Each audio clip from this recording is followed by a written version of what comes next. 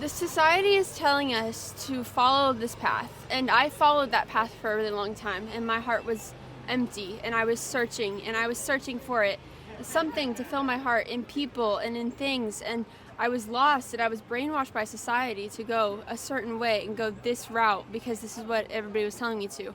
And then I came and found God, and I found the narrow road, and I found the path that not everybody is taking, and it seems a little bit lonely at first because not everybody is taking that path, but once you find the same people on that road, once you find people who bring you up and bring you closer to God, like, and those friendships that give you that loving, like, Christ-centered friendships, you find that, and you stay on the narrow road, and that hole in your heart will fill, and you will find this joy and this comfort in knowing that, like, Jesus just loves you, like, so much.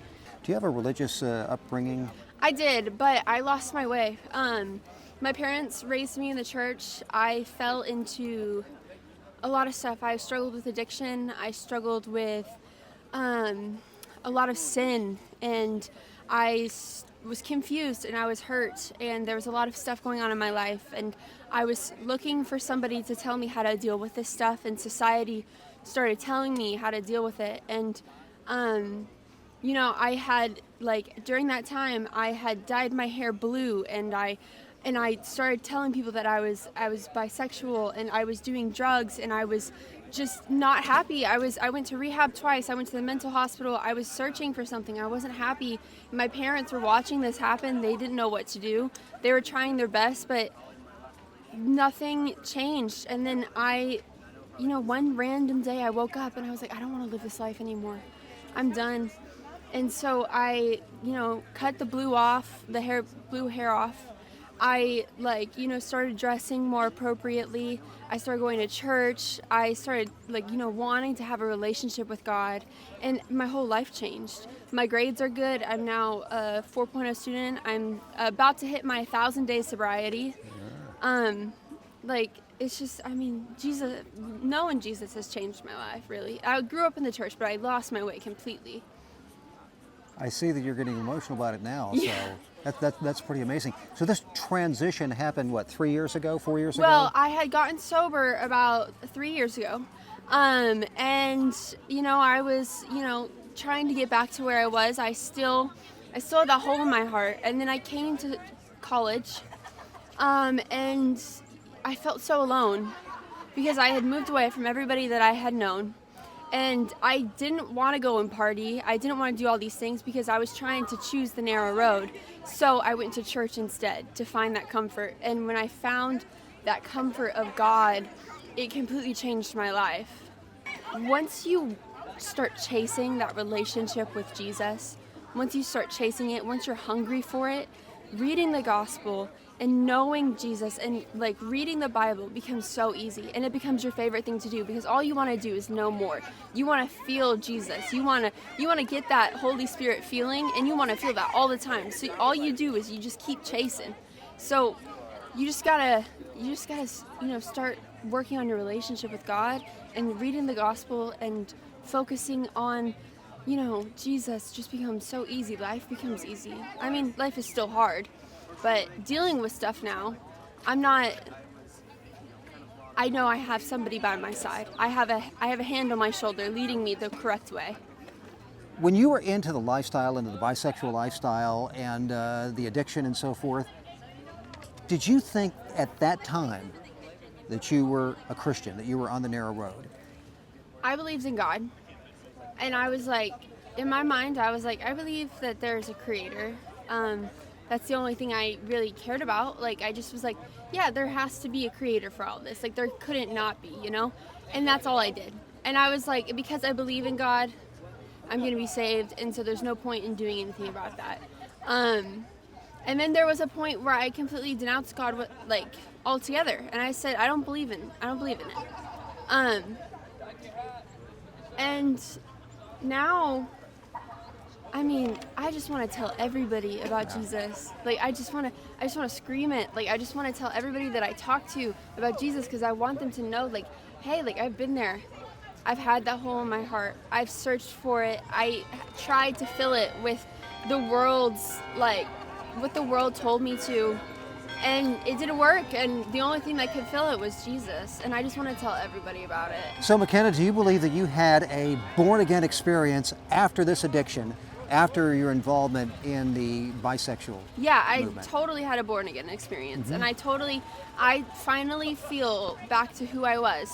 I was lost for such a long time, and my parents were like, I don't even recognize you anymore. And I couldn't even recognize myself. I mean, I had piercings in my face, and I had blue hair, and I was just hanging out with the wrong people. I was doing drugs. I was just not happy. And then now I look at myself in the mirror, and I see the little girl that I grew like that I was growing up. I have that persona. I'm laughing, I'm smiling more. I'm just like, I am who I found myself again. I found that light that I had growing up. Yeah. So When you were in that movement 3-4 years ago, the people on the wide road were cheering you on, right? yeah, they were cheering me on. They were like, this is how you deal with this. Like, you're doing so good. Like, I was like, I don't know how to deal with, stuff that's going on in my life. People are like, okay, this is how you deal with it. And I'm like, okay. And they're like, you're doing so good. Like, we're so proud of you. Like, you're doing amazing. And like, I wasn't doing amazing. Yeah. I was not doing good. My relationship with my parents was horrible. I had run away from all the good people in my life. I was like in and out of rehabs and mental facilities, and I was just not good. I was hurting myself. I was hurting other people around me. Were Christian friends that you grew up with, were they challenging you at that time? I actually stayed as far away from them as possible because they were challenging me to be a better person. There was one girl who I thank for to this day, because she stayed by my side no matter how much I pushed her away. Her family showed up after every rehab facility stint that I went to. Like, they came to my house after I was in rehab for Christmas and New Year's. They brought me a bunch of presents, and they were just like, we love you. We know you're not good with God right now, but like, we love you and we're praying for you. And that meant the world to you. They are like, her father is actually going to baptize me in this summer. I had already planned it out. Her father is going to baptize me. That family truly was like one of the biggest supporters of me, and all I did was push them away because I was too scared to show them like I didn't feel good enough. But they're amazing. Those people, most godliest people I've ever met in my entire life, and I love them so much, and I'm so thankful they stayed by my side. Final question, Mckenna. You sure you're going to heaven? I am. I'm 100% sure. I love Jesus, and he's the best thing. And you know what? If God takes me today, I'm chilling. I'm happy. Yeah. I'm with Jesus, and I get to be with just the person that has led me to where I'm at here today, and he's just loved me. And if he takes me today, I would be so happy. Jesus took you off the wide road and placed you on the narrow road. He saved me. I was heading towards death. I was heading towards ending up in a ditch, and he saved me for sure. And the neat thing, Mckenna, is once God places us on the narrow road, and he has to do that. He has to change our heart. Yeah. And he did that for you.